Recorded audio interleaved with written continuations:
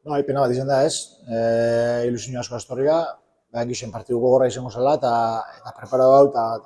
logarra benintxun ja, bita hauz galtzen juti, pa egixe da, bueno, mini muskule, nik uste taldik horren aurren ondo erantzun da bela, eta aukera gehitzen da, eta aurrin presionen da jarraitzu da bela, eta auki usela gero aukera, baina, bueno, hor, baloista sartu, eta hemen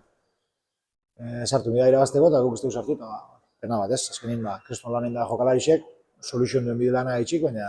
ezin zen diputu etxingo ditu. Bai, badakigu ez, taldik beti urtengo da hola dana motera, badakigu talde ausar bat izango dela, badakigu taldik bai baloia hasta bai baloi barik ritmo handixe egin zela partidu bai, eta hori ingo da bela seguru, eta hortxe jarraitzu bihau ez, gero agixe da hori ez. Hemen golo izen sartzen dara irazten dut, eta gaur eurek golo izen sartu zu, eta gaur karixe soluzion dut, eta ikesi urrengorako. Bai, bueno, azkenen pena handia ez, bolada on batetik egintu zen, da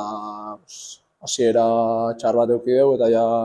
marka joan bi gol azpitik jartzea maila honetan, gero oso zaila izatea buelta ematea, eta bueno, borrokan jarraitu dugu, baina bueno, ezin izan dizun. Bai, azkenen esan bezala bi gol azpitik jartzea maila honetan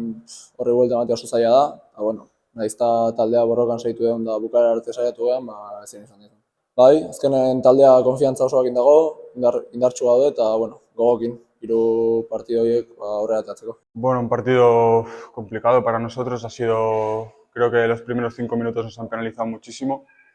que ya nos viene pasando algunos partidos y nada, que ha sido, nos hemos visto muy condicionados por esos primeros 5 minutos y nada. Después hemos intentado ir a por el partido y sabíamos que con un gol nos metíamos dentro y no ha podido ser y nada.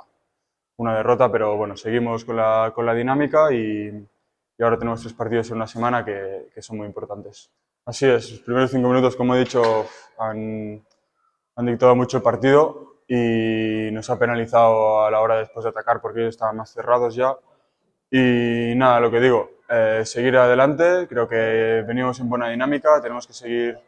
haciendo lo que estamos haciendo y nada, seguir.